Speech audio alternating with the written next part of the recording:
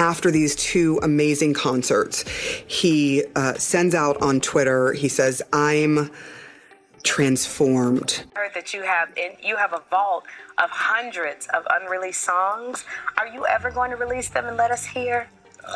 One day someone will release them. I don't know. In a recent podcast episode, Joe Rogan explores the controversial topic surrounding Prince's tragic death. He offers a startling perspective on how it might have been orchestrated and explores various theories and details that have surfaced over the years, questioning the circumstances that led to the music legend's passing. Prince was found unresponsive in his home in a Minneapolis suburb known as Chanhassen, and his body was turned over to his family on Friday after an autopsy. Prince was an iconic musician, singer, songwriter, and multi-instrumentalist with a unique style, flamboyant stage presence, and groundbreaking music. His influence on the music industry is undeniable, with hits like Purple Rain, When Doves Cry, and Kiss becoming timeless classics. Prince's success was measured by what people felt in their hearts, and his reclusive nature and enigmatic personality added to the intrigue surrounding his life and career. Prince's unexpected passing in April 2016 left fans and the music world in shock, and conspiracy theories began to emerge. Sheriff's deputies found the music legend unresponsive inside an elevator leading to his living quarters. Just last month, Prince appeared at the Golden State Warriors game and showed up courtside. The first signs of trouble at the Fox Theatre in Atlanta on April 7th were that Prince was battling the flu. Rogan highlights the involvement of influential figures and the potential motives behind Prince's passing, as well as the involvement of influential figures in the investigation. He also discusses the importance of understanding Prince's medical history, including his walking with a cane and hip problem. In conclusion, Joe Rogan's podcast episode provides a startling perspective on the tragic death of Prince, offering a startling perspective on how it might have been orchestrated and the potential motives behind his passing. Prince's death has been a topic of speculation among experts, who suggest that his outspoken nature and battles with major record labels could have made him a target for those who felt threatened by his independence and influence. The forced landing allegedly occurred because Prince lost consciousness, requesting an ambulance to meet an officer at Gate 1,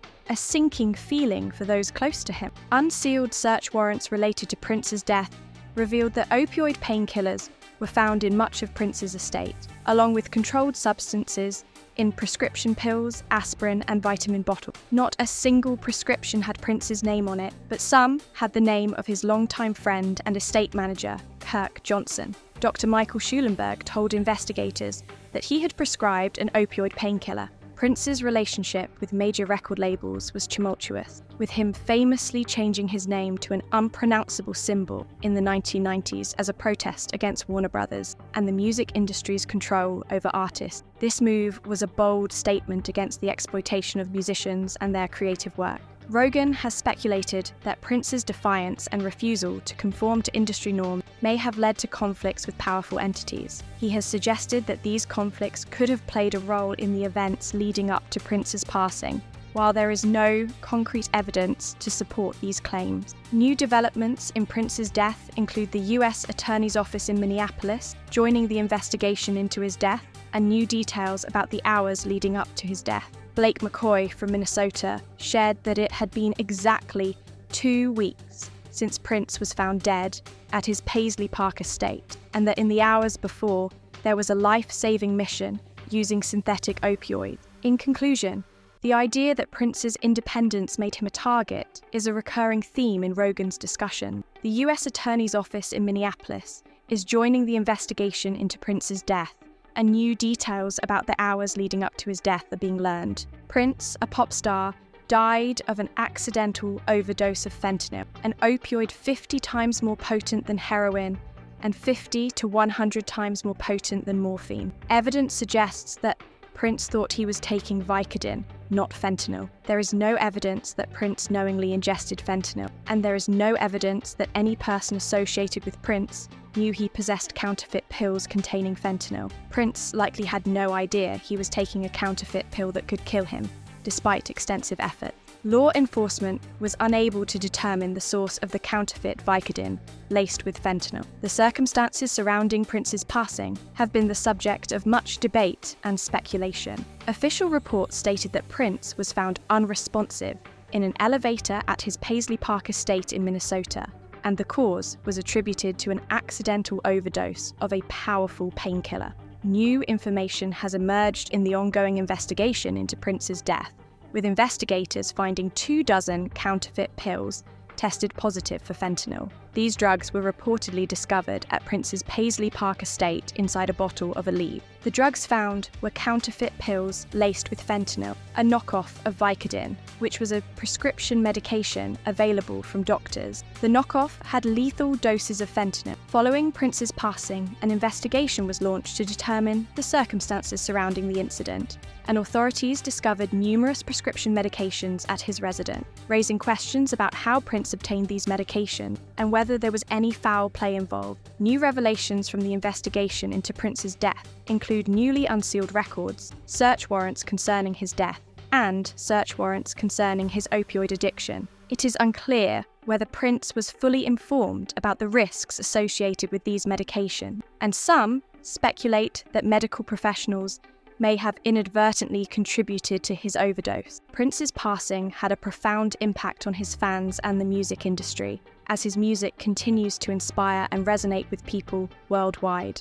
His legacy remains a testament to his unparalleled talent and creativity. In a recent conversation about the 80s, the topic of Vanity's death was discussed, and Prince's house was revealed. The conversation then turned to Prince's favourite song, Let's Go Crazy, in which he referred to the elevator as the devil. The official cause of Prince's tragic end was determined to be an accidental overdose. The details surrounding his passing have led to various theories and speculation, including the combination of prescription medication, potential counterfeit medication, and the involvement of medical professionals. The mystery surrounding Prince's passing remains a topic of interest, and his legacy as an iconic musician and his impact on the music industry continue to be celebrated. The quest for truth surrounding Prince's passing remains an important topic of discussion through Joe Rogan's podcast. Rogan has provided a platform for critical thinking and open dialogue, reminding us of the importance of seeking the truth, even when it may be uncomfortable or controversial. One of Rogan's most influential statements is that instead of turning himself in for violating probation, he turned himself into a rehab facility to stay in so they wouldn't put him in jail. On the way to check himself in, Rogan received a call from Prince, who offered to help navigate through the situation. In the comments below, the conversation revolves around Prince's legacy as an iconic musician and his impact on the music industry. The conversation also touches on the importance of seeking the truth, even when it may be uncomfortable or controversial.